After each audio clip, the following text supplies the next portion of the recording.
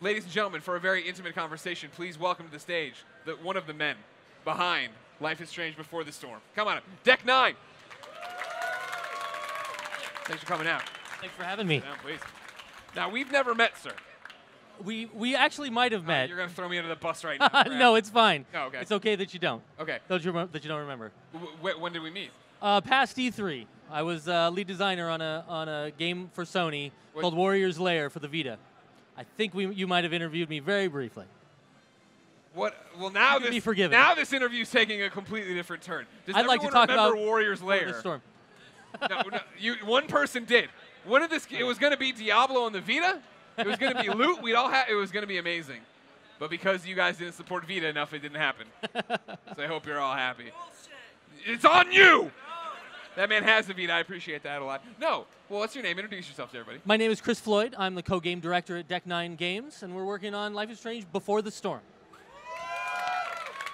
Man, what an E3 surprise. I thought it was weird when Don't Nod's like, oh, we're putting up this video. We're not going to be at E3. We're working on Life is Strange 2. Then Life is Strange, a PlayStation Plus game. I'm like, something's cooking here. But then this, I didn't see it coming. I have to say, working on the game for more than a year, and just knowing the fan base that's out there for Life is Strange. Sure.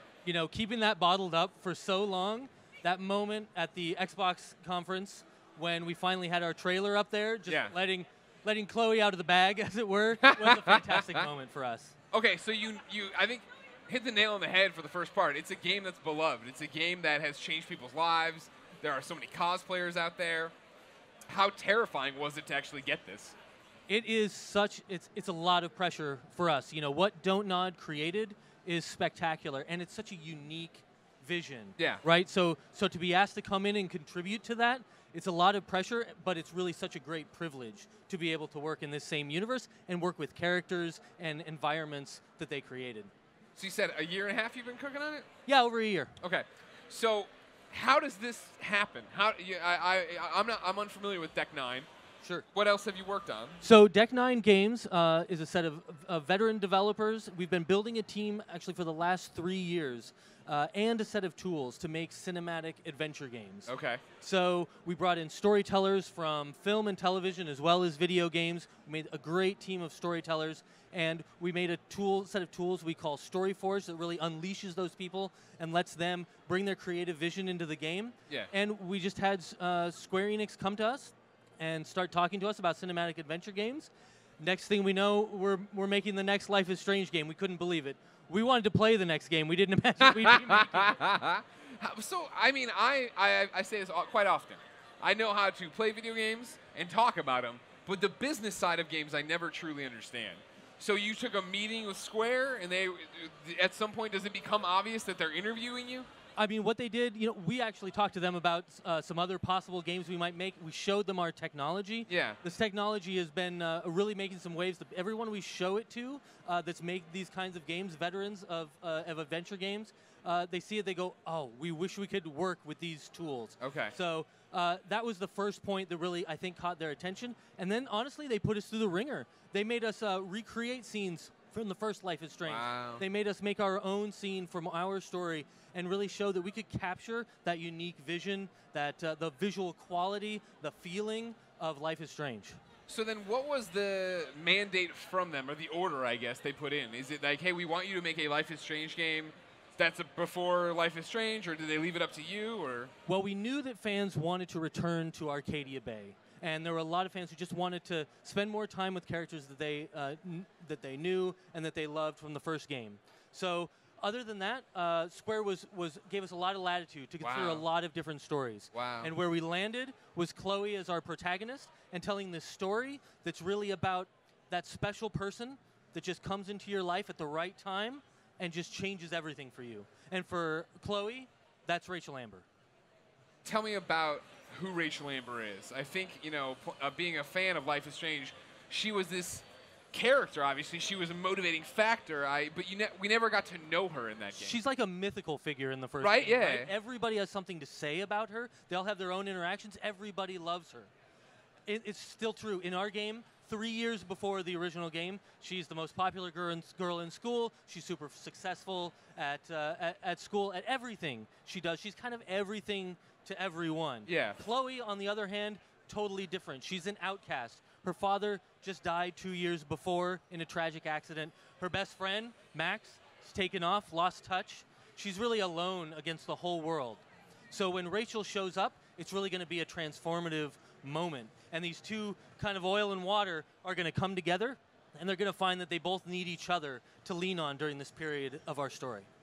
So when concept art leaked, and we all like started getting, what's going on here? I started crafting a story of like, how would this work? How would they do this? And I'm like, it'll be, we play as Rachel Amber. She has the rewind power, but she understands she has to die and to make, blah, blah. And then you guys just flat out came out, like, no, you're playing as Chloe, there's no rewind. That's right. We absolutely, like I say, we considered a lot of different options, and playing Rachel was totally one of them. Yeah. One of the neat things is that when Rachel is the person you have a relationship with, the way you did with Chloe in the first game, that's the character you kind of really actually get to explore. It's kind of a paradox there of exploring who she is, at least through the lens of Chloe, and seeing Rachel through Chloe's eyes, given what she said about Rachel. That was really, really, really appealing to us. Sure. So, yeah, I mean, there's so many other things about Chloe that also were really interesting. Partly how different she is from Max, right? Sure. She's a little spiky. She's got a lot of attitude. Max is very timid and cautious. And that just really appealed to us, too. We think it brings a whole new tone to the game. So, I understand StoryForge. You're talking about how great the tools are.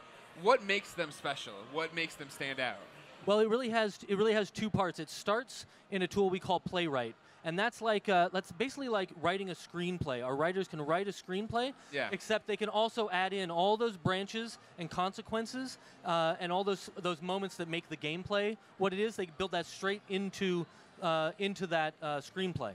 Then we suck that over into a tool we call Storyteller, where we start to build our cinematic sequences. That's like a giant timeline. You bring in a character, you give it animations, you get in there in the facial expressions. We literally have sliders that you can grab and turn up the sadness and turn down the surprise, or mix them however you want to. It's just a sad face and a smiley face on a slider, and you go somewhere between it? Literally, that's what we do. Yeah. Wow, okay. That's interesting.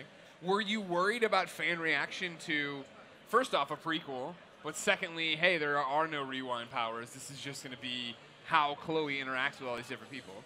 Sure, we knew we were making some bold decisions. Yeah. But we also, one, felt that ultimately the real beating heart of Life is Strange are these relatable characters, 100%. these realistic relationships, and the real-world issues that they deal with in their life. Now, of course, we're going to have, life is still strange. Sure. We're going to have some strange and supernatural elements in there. But the power in particular to address that, it just really didn't make sense. For one thing, Max as a character, that timid, cautious character, the rewind power really was an expression of who she was and what her sort of issues that she needed to deal with were. As opposed to Chloe, that's not her. So we felt like breaking out of that a little bit was really what was appropriate for Chloe's story. Of course. And so then, what's Don't Nod's involvement? Like, did you get the job from Square? Are you talking to them at the same time? Are they approving what you're doing? So Don't Nod is very, very busy, as they announced a few weeks ago, working on their own follow-up to Life is Strange. And like everybody else, we're really excited to see what that's going to be. We've been very, very busy working on the first episode of Before the Storm. But we did get opportunities to share what we were working on with Don't Nod. We've collected some of their feedback. Our head writer took our first episode out to them, sat down and played the game with them. Man. Collected up a bunch of really fantastic feedback, and that's really informed how we've gone along and tried to stay true to the original Life is Strange. That must have been so nightmarish, of sitting there just wincing every time anybody said or did anything, just like, I don't. They set the bar colossally high, right? And there's no doubt about that. So we're just really proud to have the opportunity to live up to that. So why 3 episodes? 3 episodes, we could have gone with more. We maybe could have gone with less. I really like it, in these days of digital television, with Netflix, you now have creators that really get to define. They don't need to hit those 47 minutes or whatever with commercial breaks anymore. They get to define how long, their TV show should be. Same with us. We had the option we just had to look at our story and say, what did we need to tell this story? And 3 episodes felt just right. And then I thought it was interesting. You guys came out, you talked about the 3 episodes, but then you talked about in the deluxe edition, right, this farewell episode. You want to talk about that? Yeah, that's right. We knew, of course, that fans wanted to return to Arcadia Bay. We also felt like a lot of fans would want to play Max just one more time. Yeah. So we decided to add a bonus episode. The 3 episode Before the Storm is self-contained. This bonus episode goes a little further back with young Max and lets you play Max for just one more farewell episode. I'm assuming it's when she leaves. Am I correct? Is it her farewell to Arcadia Bay? We're not ready to talk too much about that. I think that it's right episode. after the death. Am I right? Are we saying farewell to the dad? That could be the other thing. Is it Chloe's father? I plead the 5th. Ah, you know, though. You know. So, how are you guys doing episodic content? Because what's always interesting with episodic is the fact, like, Telltale is able to change and adjust. Do you guys feel like your 3 episodes are locked and you know exactly what's happening, or is it episode 1's going to come out and there's time to take what people say and change? We constructed an arc of the whole storyline very early on. Yeah. But of course, as you get in and you really work with these characters and you work with individual scenes and you start to see what's working and what's not, it's absolutely true that things change. So we started with a lot of attention on our first episode, and we move on to each episode. We know basically what the main points are, but things change, and we even may have some opportunities to react to what the fans see in episode 1 and touch up some moments in episode 2 and 3 if we're lucky. What I'm requesting in episode 3 is the final thing I do is dye my hair blue. Just putting that out there. Duly noted. Just putting that there. Would you like to dye your hair blue? There we go. There we go. Because then it's, you know, we're setting it up for the next one. Now, you're definitely going to see that transformation in many ways, in terms of her personality, at least of Chloe turning into that character that you know from the first season. I guess then my next question would be, how did you, at what point do you go back and play Life is Strange again? Is it that you sit there and go, you obviously played it the first time because it's amazing. You get the job, you play it again. You write your script and you're playing it while you do that. Then after you finish your script and you go back to play it to see how it would actually add up, like, how many times have you played Life is Strange? We look at the game all the time. As you say, when we started the project, of course, we went over with a fine-tooth comb. We looked at it in some cases literally frame by frame to see how you create, you know, the visuals and the cinematic moments from the game to really break it down and understand it. We return to it all the time because it's so important for us to hit it just right. Where the thing about the episodic narrative adventure, right, is that so many people like to hate on it. It's not a game. I'm just watching a movie. Why do you love it? I love these opportunities to take these characters in some really radical directions. You know, Life is Strange dealt with some really heavy stuff, right? Sure. And made you make some choices that you really felt. And you knew the consequences. You knew they were coming at some point, and they were going to hit you. And especially now, for our game, with no rewind power, you can't take these back. We're doubling down on those consequences. Chloe has to live with them. The player has to live with them. You're going to feel them in your gut.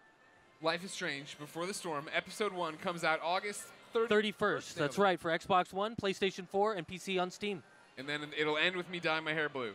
And the farewell thing is me leaving, right? We will see. God damn it. Everybody, round of applause for Life is Strange. Deck 9 Games. Thank you, man.